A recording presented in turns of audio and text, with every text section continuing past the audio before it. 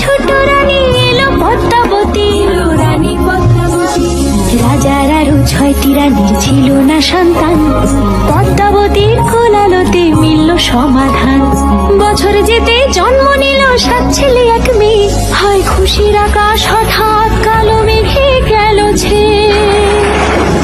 হিংসেতে যায় জ্বলে পুড়ে বাকি 6টি রানী, যুক্তি করে ঘটায় ওরা 7 কুমারের হানি।